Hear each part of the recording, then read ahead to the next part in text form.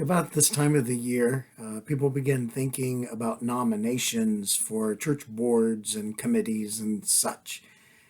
And I was thinking about it that the nominating committee is the most important committee in the church. It really is because whoever they nominate, they're very likely to be the leaders that make the decisions that will decide whether or not the church is going to expand and move forward or whether it's going to shrivel up and decline. So, who do you nominate? That's the question, right? And make sure that you get the right people on the nominating committee. So the nominating committee who nominates the next nominating committee, that's really important, right?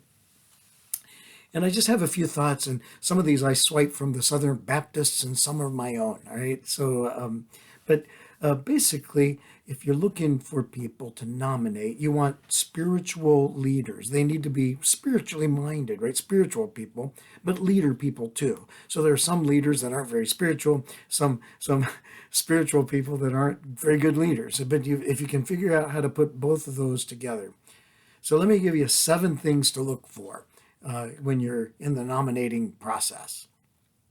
Number one, are they saved? Are they saved? Do they know Jesus? Has their heart really been touched by Jesus and transformed? You know, there are a lot of people that are in church, but they're just like in a social way, not in a deep down spiritual way. You don't want somebody like that on your church. They might be a great businessman, but if they don't have a heart fully on fire for Jesus and they don't get the salvation and grace, boy, don't put them in leadership in the church. Secondly, along the same line, are they spiritually mature? You know, the Wesleyans call that sanctified. Do they have a heart all in for God? And spiritual maturity is measured by the fruit of the Spirit, right? So you want to look at those things. And are those the fruit of the Spirit in Galatians 5:22 and 23? Are these things evident in this person's life? Third thing is, are they settled? Are they settled?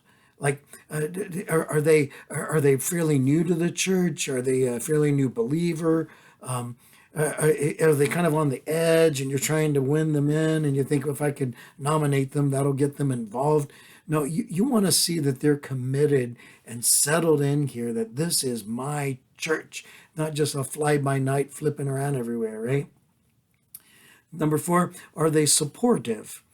Do they support the work? Do they have a good attitude about things? Do they really believe that what you're doing is a good thing and making a difference, or are they just do they have a critical spirit? And if you have somebody with a critical spirit, that is an unhealthy person to have on the board. Now I'm not saying to just have yes people on the board. And they should be people that push back, right? But only with a heart to help and a heart for good. Are they supportive of the cause? If they're unsupportive, don't nominate them. Are they safe? That's the next one. Are they safe?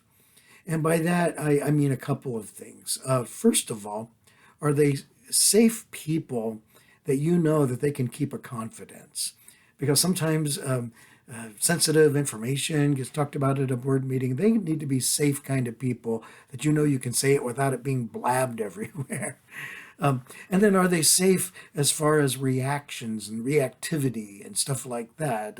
Sometimes things can get hot in a board meeting, but if you have to walk around on eggshells around somebody because they just don't feel like a safe person, can you trust them? That's the question, right? Are they trustworthy? Have they shown themselves trustworthy? That's all part of the safe dimension. The next one is, are they secure? Are they secure in who they are? And are they trying to prove something, or are they emotionally healthy? That's a biggie, right? Because an insecure leader put into a position of leadership just causes all kinds of damage. I've seen that happen. And then the last one is not least actually, but well, maybe it is. I don't know. Are they smart? You can put on some really nice people, very nice people, who love Jesus and stuff, but they're just not too smart. And you want to have somebody that can make good decisions, right? That can weigh options and look at different sides of things and say, okay, I think we'd better do it this way because of this, this, and this. So if they're able to think through things rather than just two things and can see all different perspectives rather than just one and try to railroad it, that's what I'm talking about. This would be discerning. Do they have wisdom and are they spiritually discerning? Well, you look at those things. Are they saved? Are they spiritually mature? Are they settled? Are they supportive? Are they safe? Are they secure? And are they smart? And if you say yes to every one of those, man, nominate them.